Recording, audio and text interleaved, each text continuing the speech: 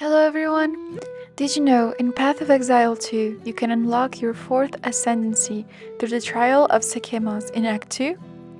Most players think you need to do the Trial of Chaos in Act 3, but this alternative path is not only possible, it might even be easier. Why? Because here you can have more control over afflictions, can even gain boons, which are buffs, and have a wider variety of merchant upgrades to assist you. In this guide, I'll cover everything you need to know, from trial mechanics and the best relics, to boss fights and strategies to defeat Zarkoh the Temporal. Let's get started. To enter the Trial of Skhemas, you need a Jinn Barrier, an item obtained from certain in-game events. But here's the important part. If you want to unlock your Fourth Ascendancy points, your Jinn Barrier must be at least level 75 or higher and contain 4 rounds. Once you have the right Jinn Barrier, place it on the altar of the Sekhemas and the trial will begin. But before the challenge starts, you'll get a crucial opportunity to select Relics.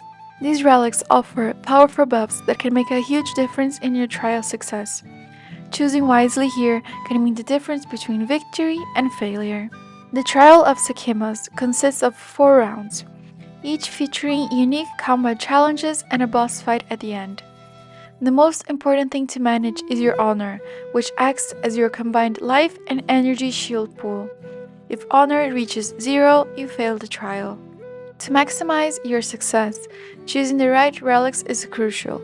The best relics for this trial are Increased maximum honor. It ensures you will survive longer by essentially giving you more life. Honor resistance. Max this at 75%. It reduces honor loss from attacks and traps. Movement speed. It is essential for dodging boss mechanics and traps. Beyond these core relics, there are some other valuable boosts that, while not as essential, can still be extremely helpful. These include Merchants give 2 or 3 additional choices. It gives you more options at the merchant, which hopefully lets you pick better upgrades. Lower merchant prices. Lets you buy more buffs over time. Gain more sacred water. Ensures future purchases of more buffs. Increased dodge distance. Helps avoid boss attacks and traps more effectively. With your relics set, let's break down the structure of the trial. Each trial consists of 4 rounds, each with 7 challenging rooms, with a boss fight at the end of each round. Here's what to expect in every round. Round 1. Rattlecage the Earthbreaker. Rattlecage is a massive, heavily armored warrior that specializes in earth-based attacks. He can slam the ground, creating shockwaves, then knock you back and stagger your movement. The strategy is to stay mobile. His shockwave attacks are deadly if you get caught in them. Use dodge enhancing relics to avoid seismic tremors. Attack after he finishes a slam animation for an opening. Round 2. Terracotta Sentinels. This round is unique. You'll face multiple animated statues instead of a single boss.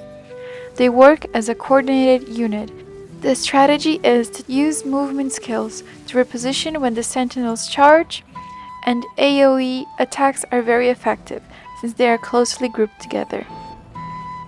Round 3. Ashar the Sand Mother. Ashar is a sand-based elemental caster who summons sandstorms, reduces vision, and traps players in quicksand zones. The strategy is to avoid staying in one place for too long. Her quicksand trap is deadly. Use movement speed to reposition during sandstorms. Time your attacks when visibility is clear. Don't fight blindly during the stage the boss keeps going underground. Final boss is Zarkoh the Temporal. The final challenge is Zarkoh the Temporal. He has powerful time-based attacks, including zones that slow movement and devastating energy blast. The strategy is to use movement speed to escape temporal cracks. Bait his energy blast by moving out of its radius, and attack after his time reversal phase ends.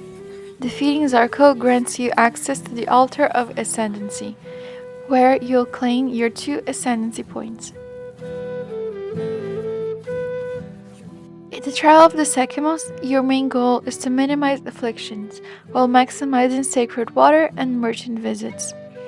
The best strategy is earn as much sacred water as possible. This will allow you to buy buffs from merchants. Prioritize paths that lead to merchants, where you can purchase powerful upgrades. Avoid afflictions you can't deal with. Never take a path that forces a dangerous affliction. Once you reach a merchant room, you'll have access to several powerful boons. These are the best ones to purchase. Reduce cost of merchant products, 50%. Allows you to get more value out of each visit. Gain more sacred water. Ensures you can afford future upgrades. Improve movement speed. Makes dodging and repositioning easier. Enhance non-unique relics by 30%. Boosts the effectiveness of your equipped relics. Next purchase is free. Great if you plan to buy multiple high-cost buffs. Immunity to all damage in the next room. This is the most overpowered purchase you can make.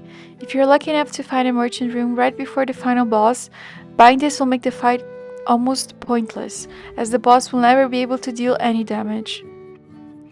By following this strategy, stacking sacred water, prioritizing merchants, and making smart purchases, you'll give yourself the best chance of surviving all 4 rounds and defeating Zarkoh the Temporal. By using the Trial of the Sekhemas, you can now have an alternative way to unlock your Fourth Ascendancy points.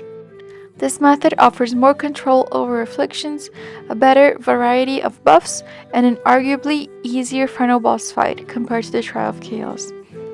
If this guide helped, don't forget to like, subscribe, and drop a comment. Let me know, do you prefer the Trial of the Sekhemas or the Trial of Chaos? See you in the next one. Bye!